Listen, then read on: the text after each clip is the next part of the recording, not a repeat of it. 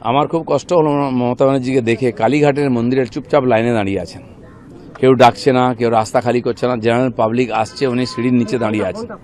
এটা আগে করা উচিত ছিল। ফিরহাদ হাকিম শেষবারের মতো পুরসভা থেকে বেরিয়ে গেলেন নিজের চেয়ারকে প্রণাম করে। নেতাজি সুভাষচন্দ্র চিত্তরঞ্জন দাস যে চেয়ার অলঙ্কৃত করতেন তাতে বসার আমার কোনো অধিকার নেই, এটা উনি যাওয়ার আগে উপলব্ধি করলেন। এতদিন কি উনি মাটিতে বসতেন নাকি ভরতের মতো খড়ম রেখে পুজো করতেন? ড্রামাটা দিদির কাছে শিখেছেন তো। কিছু না বলে চুপচাপ থাকুন, আপনাদেরকে লোকে 15 বছর দেখেছে। চলো, অবশেষে নানা জায়গা ঘুরে অবশেষে বাংলাদেশে পালাতে না পেরে ক্যানিং এর মাতচোর সে এনআইএ এর হাতে ধরা পড়ে গেল কামালগাজীর মোড়ে। না ওই চিংড়িহাট। দেখুন, এ তো সবে শুরু হয়েছে, তো আপনি গুনতে থাকুন না, ঠক বাঁচতে গাঁও উজাড় হয়ে যাবে।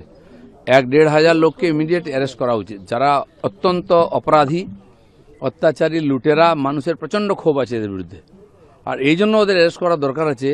নাহলে কোনো অঘটন ঘটে যায়। মানুষ যেভাবে অ্যাটাক করছে, রাস্তায় ঘিরছে, ধরছে, মারছে, পিটছে, যদি কোনো অঘটন ঘটে যায় সেজন্য ওদের জীবনের স্বার্থে ওদেরকে অ্যারেস্ট করে জেলে রাখা উচিত। বাকি কোর্টে তার মামলা চলবে, প্রমাণ হলে দোষী সে তারা সাজা পাবে, কিন্তু ইমিডিয়েট পুলিশের এদেরকে অ্যারেস্ট করা উচিত। মানুষের ক্ষোভ খুব বাড়ছে, যাদের নিয়ে এত অত্যাচার, যাদের নিয়ে এত অভিযোগ, সেই লোকগুলোকে কাস্টডিতে রাখা উচিত। সোশ্যাল মিডিয়া ইনফ্লুয়েন্সাররা বলছে প্রতিদিন এত অ্যারেস্ট হচ্ছে, তারা বিভ্রান্ত হয়ে পড়ছে, পোস্ট করতে পারছে না। হ্যাঁ, এটা ঠিকই, সমস্যা আছে, আপনাদেরও সমস্যা। কোথায় কোথায় খবর দেখাবেন? খবর টিভি খুললেই দেখি চোরদের মুখ দেখতে হয়। আমি তো ভয় টিভি খুলি না। আর আপনারা এত সুন্দর নিউজ দেখাচ্ছেন, কিন্তু আমরা দেখতে চাইছি না বা পাচ্ছি না, কারণ এই ধরনের লোকেদের বিরুদ্ধে একদিন কমপ্লেন করে এসেছি। তাদেরকে অনেকে চিনত না, তাদের মুখ দেখতে পাচ্ছে।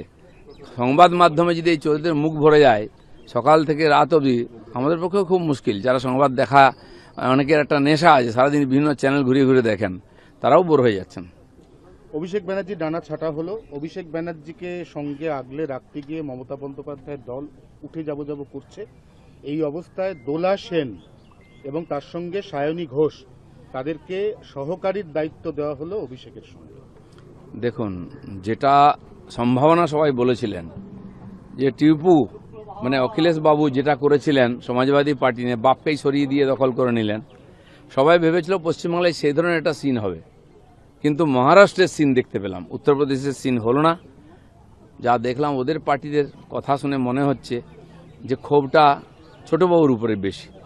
যাই হোক, সবাই এখন অস্তিত্বের সংকটে ভুগছেন, মাথায় ছাতা চাই, কারণ একদিন অনাথ হয়ে যারা রাজনীতি করেছেন, কোথাও কোনো সকালবেলা প্রসাদ চড়াতে হয়, কাউকে ফুল চড়াতে হয়, কাকে চড়াবেন বুঝতে পারছেন না, খুবই সংকটের মধ্যে টিএমসির নেতারা। কিন্তু এটা জেনে রাখুন, মন্দিরই ভেঙে গেছে তো ভগবান কোথায় থাকবেন। ফিরহাদ হাকিম শেষবারের মতো পুরসভা থেকে বেরিয়ে গেলেন নিজের চেয়ারকে প্রণাম করে। নেতাজি সুভাষচন্দ্র চিত্তরঞ্জন দাস যে চেয়ার অলঙ্কৃত করতেন তাতে বসার আমার কোনো অধিকার নেই, এটা উনি যাওয়ার আগে উপলব্ধি করলেন। এতদিন কি উনি মাটিতে বসতেন নাকি ভরতের মতো খড়ম রেখে পুজো করতেন? ড্রামাটা দিদির কাছে শিখেছেন তো। কিছু না বলে চুপচাপ থাকুন, আপনাদেরকে লোকে 15 বছর দেখেছে, সমস্ত কিছু লোকের মনে আছে। কি কি ডায়লগ দিয়েছেন, সেই ইঞ্চি সাইজ থেকে ফুট সাইজের নেতা, তাদের ভাষা, তাদের ভিডিও দেখে নিন আপনি, কি অহংকার, মানুষকে, আইনকে ডোন্ট কেয়ার করে একদিন করেছেন। তো যারা ওখানে সকালবেলা হত্যা দিতেন ওই বাড়িতে, আজকে উল্টো মুখে উল্টো কথা বলছেন। আজ ধরে নিন রেজাল্টটা 21-এর মতো না হলেও যদি 1500 সিট পেয়ে টিএমসি সরকারে আসতো, তাহলে কি এই লোকেদের এই কথা শুনতাম আমরা, নাকি এই পদত্যাগের প্রতিযোগিতা হতো? তো আজকে যারা একদিন ভোগ করেছেন, সুবিধা নিচ্ছেন, এই সমস্ত অপরাধের এরাও ভাগী। একা মমতা ব্যানার্জি অপরাধ করেছেন, অভিষেক ব্যানার্জি অপরাধ করেছেন নয়, অপরাধ তো এরাই করেছে। এদের হাতে রক্ত লেগে আছে, এদের হাতে পাপ লেগে আছে। সেজন্য সবাইকে একই দৃষ্টিতে দেখতে হবে। অন্যায় যে করে আর অন্যায় যে সহে যেমন না, সেরকম অন্যায় যে দেখে আর অন্যায় যে করে দুটোই সমান দোষী, সবাইকে সমান সাজা দেওয়া উচিত। তৃণমূল কংগ্রেস বিভিন্ন জায়গাতে কলকাতা পুরসভায় কি প্রশাসক বসতে চলেছে এবার? এখন কি হবে বলা যাচ্ছে না। খালি কলকাতা নয়, পশ্চিমবাংলার এই 135-40টা পুরসভা কর্পোরেশন আছে।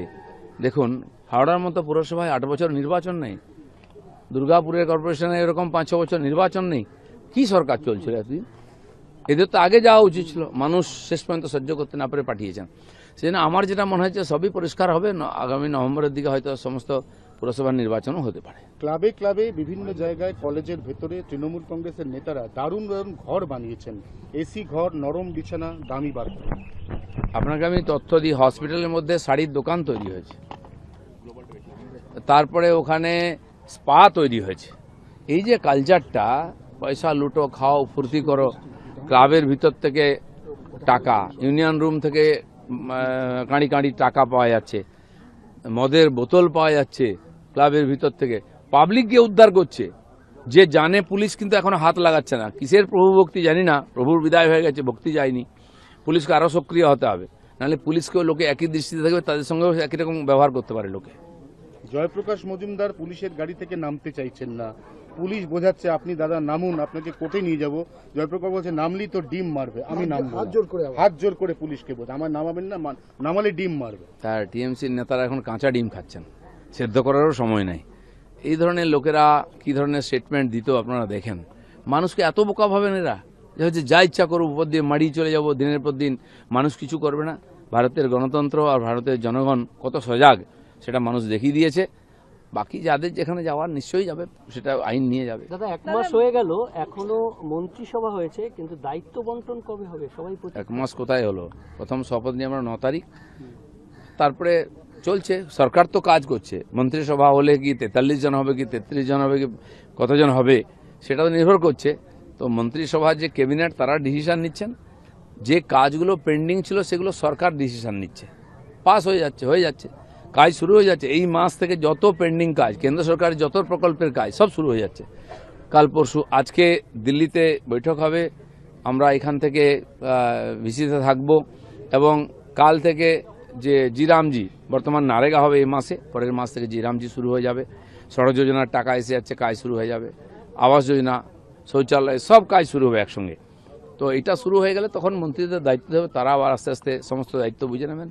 চলছে কাজ, অ্যাডমিনিস্ট্রেশনের লোকেরা কাজ করেন, যারা একদিন কিছু করতেন না, উল্টো করতেন, তারাই কাজ করছেন, মন্ত্রী তো দেখাশোনা করবেন। জয়ের পরে বাংলাকে আপন করে নিয়েছেন নরেন্দ্র মোদী। তিনি যোগা দিবসে কলকাতায় আসছেন, তিনি দুর্গাপুজোয় 3 দিন কলকাতায় থাকবেন। সেই 19 সাল থেকে মাননীয় প্রধানমন্ত্রী, বর্তমান হোম মিনিস্টার, তখন প্রেসিডেন্ট ছিলেন, যেভাবে বাংলার জন্য সময় দিয়েছেন, চেষ্টা করেছেন, এবং যথারীতি ফান্ডও দিয়ে গেছেন যে বাংলার লোকে কষ্ট না হোক। কিন্তু চোরেরা এখানে দাপিয়ে বেড়েছে, কিছু রেস্ট্রিকশন করেছেন। সেজন্য এই বাংলা ভারতের সঙ্গে তাল মিলাবে শুধু নয়, ভারতকে নেতৃত্ব দেবে, সেরকম বাংলা তৈরি করতে চাই, আর মাননীয় মোদীজির নেতৃত্বেই হবে। সেজন্য বারবার উনি আসছেন, প্রতিনিয়ত চিফ মিনিস্টারকে ডেকে ওখানে বৈঠক হচ্ছে, নতুন নতুন সিদ্ধান্ত আমরা নিচ্ছি। যেন প্রধানমন্ত্রী নিজে এসে এখানে বাংলার মানুষকে আশ্বস্ত করতে চান, যেটা উনি বলেছিলেন ভোটের আগে, যে একবার 5 বছরের জন্য বাংলাকে আমাদের হাতে তুলে দিন, আমরা বাংলাকে নতুন করে গড়ে দেবো, স্বপ্নের বাংলা বানিয়ে দেবো। সেটা হচ্ছে কিনা নিজে দেখতে আসছে। দাদা, মাথায় ঢাকা নিয়ে যেই মমতা বন্দ্যোপাধ্যায়কে আমরা মসজিদে ঘুরতে দেখেছি, তাকেই কালকে দেখা গেল বগলামুখী মন্দিরে, কিংবা আমার খুব কষ্ট হলো মমতা ব্যানার্জিকে দেখে, কালীঘাটের মন্দিরের চুপচাপ লাইনে দাঁড়িয়ে আছেন, কেউ ডাকছে না, কেউ রাস্তা খালি করছে না, জেনারেল পাবলিক আসছে, উনি সিঁড়ির নিচে দাঁড়িয়ে আছেন। এটা আগে করা উচিত ছিল, এখন করতে বাধ্য হচ্ছেন। ভগবানের কাছে যেতে পারতেন, জনতার কাছে নম্রতার সঙ্গে গেলে হয়তো এতটা ক্ষোভ মানুষের হতো না। চলুন হিন্দি। फिराद हकीम ने कल रिजाइन लिया अपने कुर्सी से। उन्होंने कहा कि ये जो गुरुत्वपूर्ण था, मुझे काम करने नहीं दिया गया। नहीं, ये जो डिजाइन की सिलसिला होड़ लगी हुई है, कंपटीशन कौन जल्दी पहले देगा, और पहले टिकट के लिए, पद के लिए मारामारी होता था। ऐसा क्या हो गया? सरकार चली गई तो ऊपर से नीचे तो सारे लोग भाग रहे हैं। और आज जो बात वो कर रहे हैं कि नेताजी सुभाष का, चित्तरंजन दास का ये है, इतने साल उन्होंने रहे थे, वो चेयर में नहीं बैठे, उन्होंने या नीचे खड़ा हो लेके पूजा कर रहे थे क्या? इस प्रकार ड्रामा करने की क्या जरूरत है? और कौन सी आफत आ गया कि आपके सारे काउंसिलर हैं कॉर्पोरेशन में, आप भाग क्यों रहे हैं? काम करिए, लोगों ने मैंडेट दिया है, तो जबरदस्ती लोगों से वोट नहीं लेके जीतेंगे, जबरदस्ती राज करेंगे, मौका मिला तो भाग खड़ा हो जाएंगे। राजनीति में ऐसा नहीं चलता है। तृणमूल कांग्रेस का नया जो फॉर्मेशन हुआ है, नया पोस्ट मिला है, अभिषेक बनर्जी के साथ असिस्टेंट दोनों। एक तो तृणमूल कांग्रेस कौन सा है ये भी पहले पक्का होना चाहिए, कौन असली कौन नकली है। तो पार्टी ही ठीक नहीं है तो उसमें पदाधिकारी क्या होगा? अब कितने वाइस प्रेसिडेंट, कितने जनरल सेक्रेटरी है पार्टी में, ममता बनर्जी को भी पता नहीं है। ये एक डी कंपनी जैसा गैंग चलता था, अब उजागर हो रहा है, कोई नहीं है पार्टी में। शौकत मोल्ला को गिरफ्तार किया, अरेस्ट का सिलसिला जारी है। शौकत मोल्ला जैसे एंटी सोशल जिनको ममता बनर्जी ने नेता बनाया है, उनकी करतूत हम देख रहे हैं। उनके इलाके में हम रहते हैं, बम बंदूक साल भर चलता है, लोगों को शांति से जीने नहीं देते हैं। पंचायत चुनाव में लोगों को नॉमिनेशन करने नहीं दिया है। और जो माननीय राष्ट्रीय अध्यक्ष नड्डा जी आए थे, हमारे डायमंड हार्बर जा रहे थे, 2000 लोगों के लिए रास्ता ऊपर खड़ा होकर वही अटैक कराया था। माइक से ललकार कर 2000 लोगों ने अटैक किया था अध्यक्ष जी का गाड़ी पर। ईंटा पत्थर, बुलेट प्रूफ गाड़ी था, इसलिए कुछ नहीं हुआ, नहीं तो कुछ भी हो सकता था। ऐसे लोग, इनको तो जेल में ही रहना चाहिए और कड़ी से कड़ी सजा होना चाहिए। आज रेल मिनिस्टर आ रहे हैं, एक के बाद एक सेंट्रल मिनिस्टर आ रहे हैं, नए नए प्रकल्प के सेंट्रल मिनिस्टर आ रहे हैं, माननीय प्राइम मिनिस्टर आने वाले हैं 20 तारीख को। बंगाल के बारे में जो लोगों का उन्होंने वादा किया है कि नया बंगाल बनाएंगे, हर क्षेत्र में और चौतरफा विकास होना चाहिए।